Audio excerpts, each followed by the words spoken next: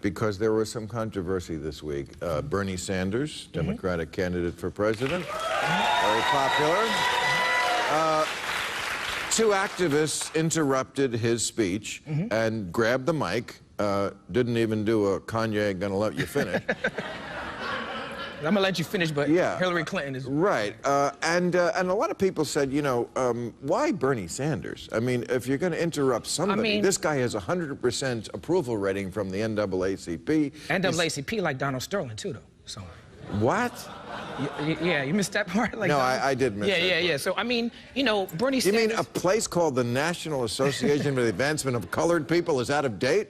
I mean, you know, we love the NAACP. You know, we love the NAACP and the history of NAACP. But Bernie Sanders, plainly, is not a racist. Well, Bernie Sanders is not the problem. Well, you know, Bernie Sanders is somebody who, you know, he's somebody who, just because someone has a record of civil rights doesn't mean they are automatically entitled to the black vote. But is he the first guy we should be attacking? Well, you know, he might be... Shouldn't we work up our way from people who... He might be the easiest because he's somebody who's dealing with the people more directly than a Jeb Bush or Hillary Clinton. He might be the easiest to get to. But, I mean, I think the thing is that you got to look what happened after these activists. Me, personally, I'm friends with some of the people who started Black Lives Matter.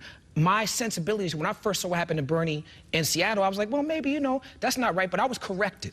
I had to stand corrected because the job of activism is not to be liked or not to be polite. It's about making sure these issues. Black women vote more than anybody in this country, and you have young black women who started Black Lives Matter, and they are forcing this discussion. They say you're not going to be a progressive and say that just because you're a progressive that you have a good view of racial, you have a grasp of racial issues. It's very possible to be progressive and still have no understanding of racial issues. You know what I'm saying? And I think, and what's happened since then is that since they've used protests, which, you know, Martin Luther King did and Nelson Mandela did and Gandhi and all these political figures did, historical figures did, they've changed the dialogue. They forced O'Malley, is his name, to come up with a platform. They forced Bernie Sanders to deal with it, and that's positive and beautiful, and I love them for it. All of these Democratic candidates now have a platform on ending mass incarceration, making sure there are body cams, and Black Lives Matter did confront Jeb Bush this week, and I hope they continue to confront the Republicans as well. No one gets a pass. No politicians get a pass on this. Let me show you a little video. This is some people in Ferguson showed up. They were the militia called the Oath Keepers.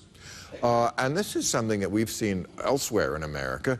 A bunch of white guys with automatic machine guns and body armor showing up. I see my man Ted Poe out there telling him go home. I just want to ask the question, what do you think would happen if a bunch of black people showed up?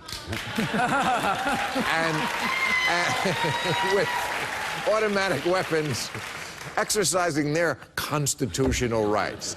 That is kind of white privilege, isn't it? That